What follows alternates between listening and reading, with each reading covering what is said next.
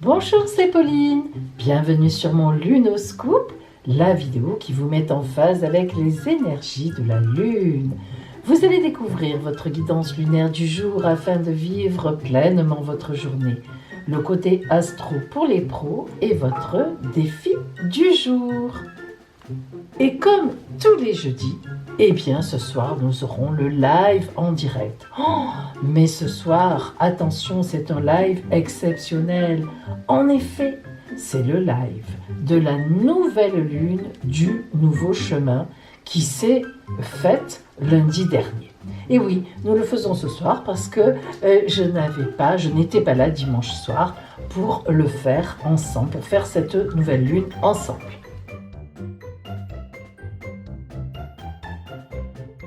En ce jeudi 23 juillet, allez, nous entrons dans le cycle des lions. Joyeux anniversaire aux lions de ce jour qui sont les premiers à ouvrir la voie de l'anniversaire. Et bonne fête, Brigitte. Ça va, c'est un prénom quand même qui est encore usité, Brigitte. Bien.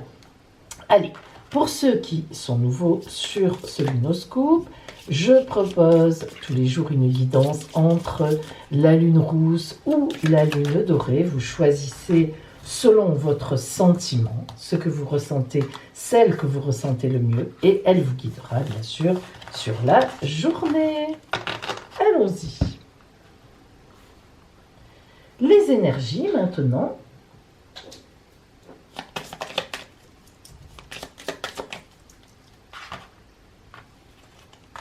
Voilà. Le côté strictement relationnel pour la journée.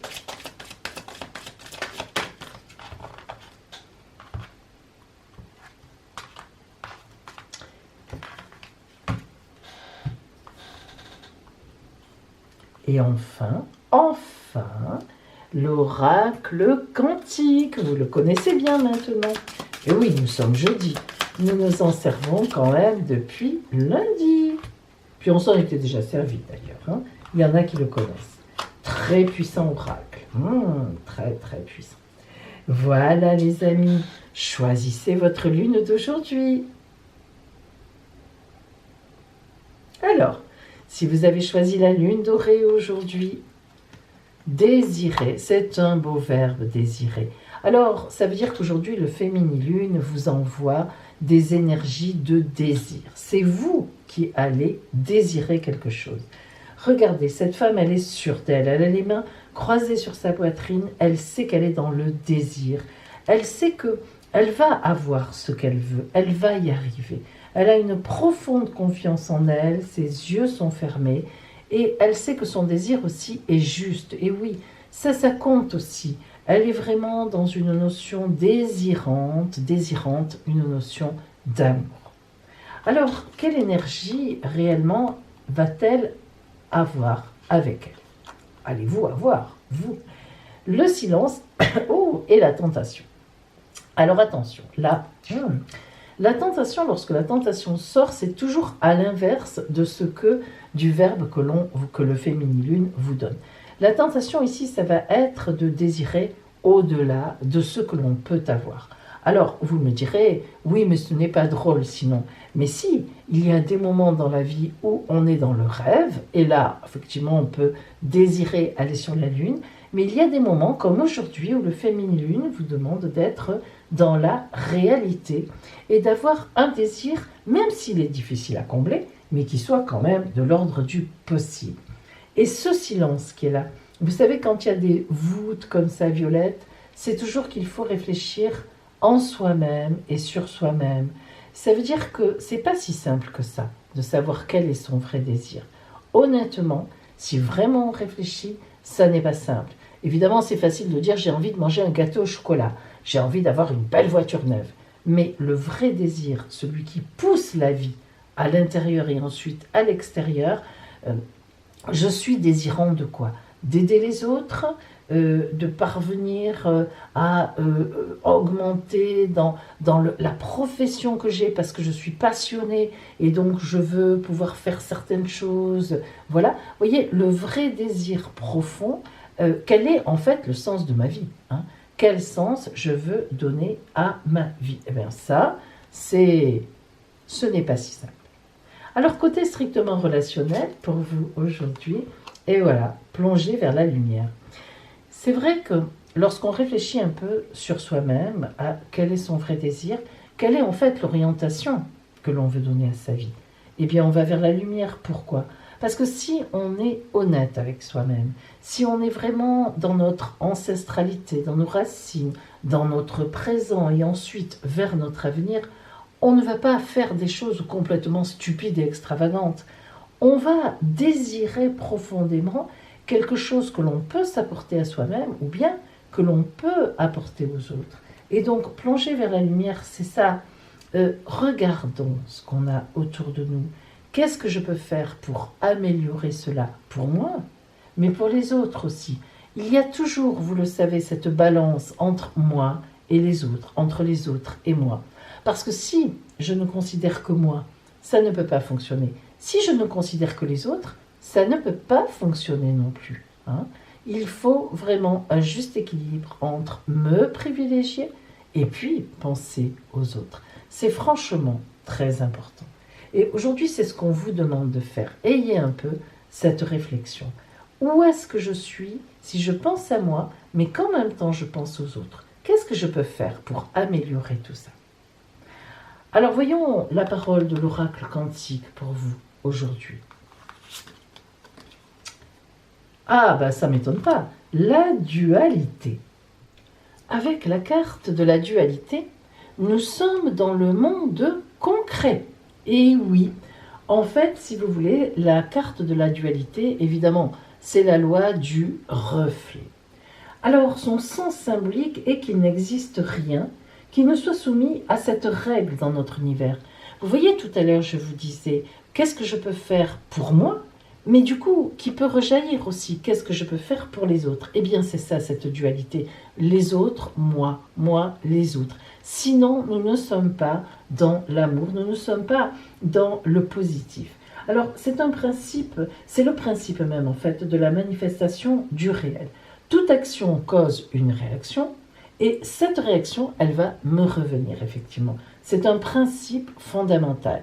Il y a des gens qui pensent « Oh, je fais ça, personne ne me voit. Allez, c'est bon, je le fais. » Mais non, la vie vous voit. La vie voit ce que vous faites. Donc, on ne doit pas faire n'importe quoi. La dualité, elle indique souvent aussi une difficulté de choix. Il peut y avoir une séparation, des choses que l'on doit laisser, une résultante de deux opposés. Qu'est-ce que je vais choisir?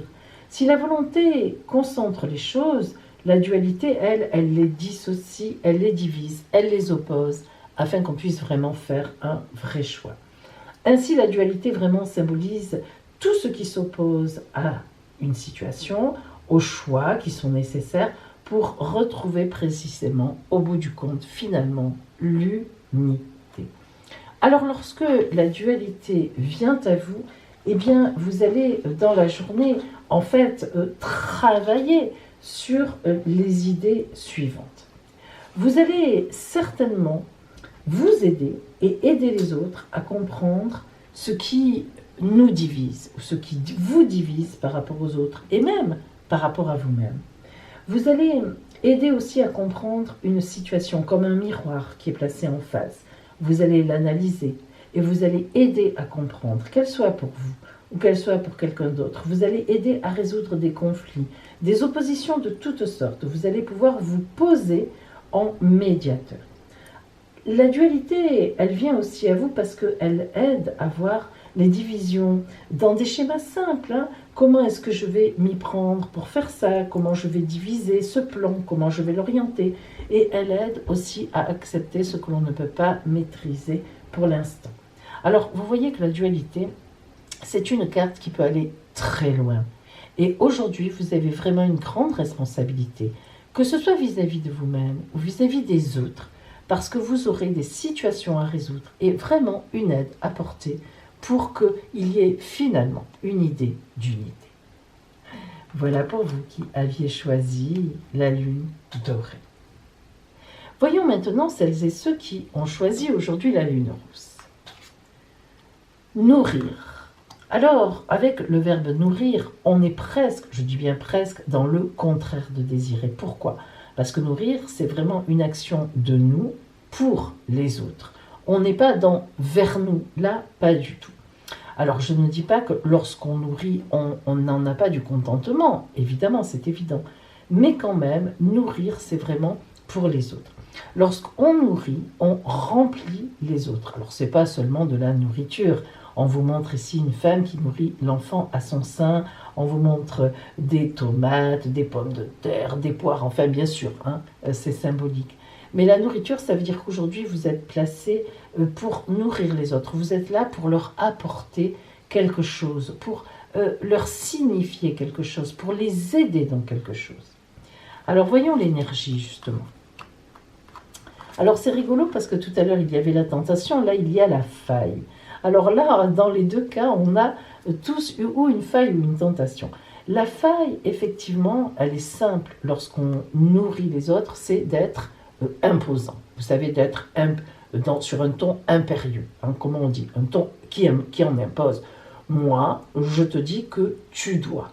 Alors le tu dois, c'est terrible, parce que ça ne veut pas dire grand-chose. Quand on veut aider quelqu'un, il vaut mieux y aller par un questionnement. Et la faille, elle est là. Le questionnement, c'est bien. Est-ce que tu crois que là où tu en es, ça ne serait pas plus simple ou bien, que penses-tu? Et si, par exemple, tu pensais à ça, si tu t'y prenais comme ça, eh bien, souvent, le questionnement aide beaucoup. Alors, c'est vrai que vous avez certainement aujourd'hui des idées bien arrêtées, et vous avez d'ailleurs certainement raison, puisque vous avez le verbe nourrir. Mais encore faut-il faire passer vos idées. Ce serait dommage d'avoir fait un bon plat et que finalement vous le jetiez sur la table et que du coup, personne n'ait envie de se servir. Le temps, bien sûr, joue pour vous. C'est-à-dire qu'aujourd'hui, vous allez aider des gens, mais ça ne veut pas dire que ça va se voir là, tout de suite comme ça. On voit bien qu'il va y avoir quelque chose qui va se jouer dans le futur. Et nourrir un enfant, le voir grandir, ça ne se fait pas, effectivement, en 3 secondes. Alors voyons vraiment uniquement relationnellement ce qui vient vers vous. Ah, les connexions conscientes. Regardez, là nous avons 2 femmes. Ce n'est pas un miroir, hein, elles sont bien 2. Une qui est toute en gris, aucune couleur, et une autre qui a des couleurs, son ombrelle et son vêtement. Alors, c'est elle qui va nourrir l'autre. On voit qu'elle a des choses à dire, elle est à l'aise. On voit que l'autre, elle est un peu détournée, elle attend quelque chose, elle ne sait pas comment faire. Et vous voyez, vous êtes vraiment, aujourd'hui, vous allez pouvoir aller chercher les gens qui en ont besoin.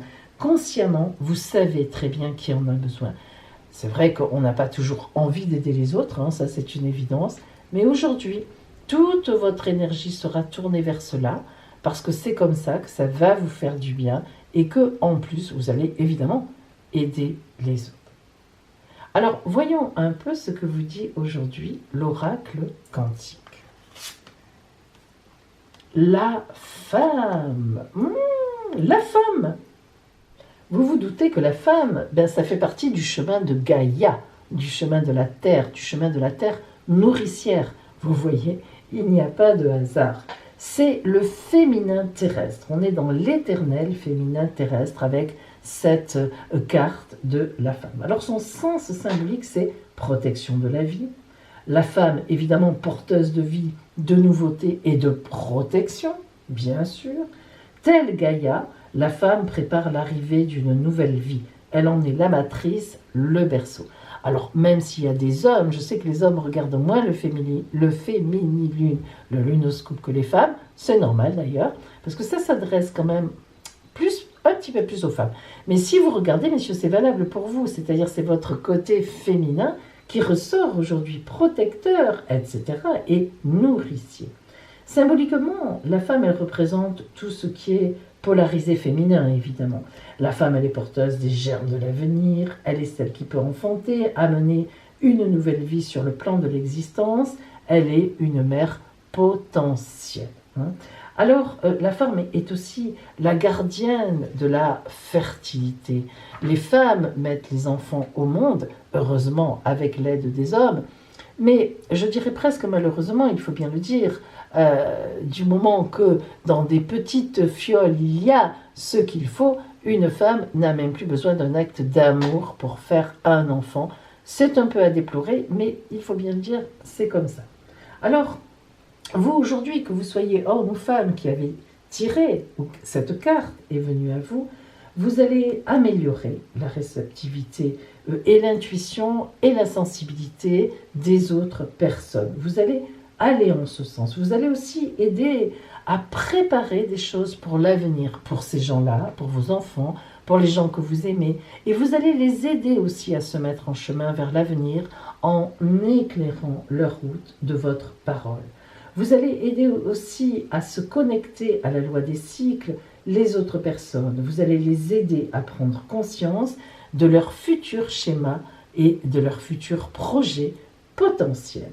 Vous allez aider à préparer l'avenir. En fait, c'est surtout cela. Et vous allez aussi permettre aux autres, effectivement, de prendre conscience de leur part de féminité. Et oui, surtout vous, messieurs, vous avez une part de féminité comme nous avons une part de masculinité. Et c'est cette part-là, aujourd'hui, qui va être mise en lumière envers et pour les autres. Voilà pour vous le cycle de Gaïa et comment vous allez pouvoir vivre cette journée dans de bonnes énergies. Et maintenant, eh bien, nous allons voir le côté astral sur notre lune. Alors aujourd'hui, vous voyez que la lune est dans le signe de la Vierge. Soyons honnêtes, la lune dans la Vierge n'est pas très à l'aise. Pourquoi ? Parce que la Vierge est un signe en apparence, mais quand même, un signe froid, un signe dans le mental et un signe calculateur. Et la Lune, elle n'aime pas ce genre de choses. La Lune, elle est cyclique, elle est passionnée, passionnante, passionnelle, et elle n'aime pas quand il y a de la froideur. La Lune, elle est éclairée par le Soleil, elle est habituée à la chaleur, et la froideur de la Vierge ou des signes de terre, notamment Vierge et Capricorne, elle a beaucoup de mal. Alors déjà, elle n'est pas très à l'aise, mais heureusement, il y a un excellent aspect de Saturne à notre Lune et un excellent aspect de Uranus à notre Lune. Et alors justement, ces deux aspects qui sont bons nous poussent, notamment du côté de Saturne aujourd'hui, à être fidèles, à fidéliser notre amour envers les personnes que nous aimons ou qui nous aiment. Et Uranus nous parle de bonnes surprises. Alors, le défi que je vous ai préparé aujourd'hui est le suivant. Je vous en avais un petit peu parlé hier, mais pas vraiment, je ne vous l'avais pas dévoilé. Mais je vous avais dit, vous allez voir, demain, c'est un peu le contraire. Et oui, moi, mes ciels astro, je les prépare une semaine avant, donc je sais ce qu'il vient après. Eh bien, aujourd'hui, contrairement à hier, ce n'est pas vous qui allez dire « je t'aime » à quelqu'un, mais vous allez demander à une personne, évidemment que vous aimez, de vous dire « je t'aime ». Vous allez lui dire « dis-moi, ça fait bien longtemps que tu ne m'as pas dit « je t'aime ». J'aimerais l'entendre, ça serait une douce musique à mon oreille. Et vous allez bien profiter de l'instant où il ou elle va vous le dire. Ça va vous faire plaisir. Vous verrez, quand on nous dit « je t'aime », eh bien, c'est magnifique. Voilà les amis. Donc, à ce soir, pour ceux qui veulent assister au live de la nouvelle lune du nouveau chemin, l'influence dans chaque signe du zodiaque. Et puis, je vous donnerai votre carte de la nouveauté. Oh là là là là là là là là. À ce soir, pour qui veut, ou bien à demain.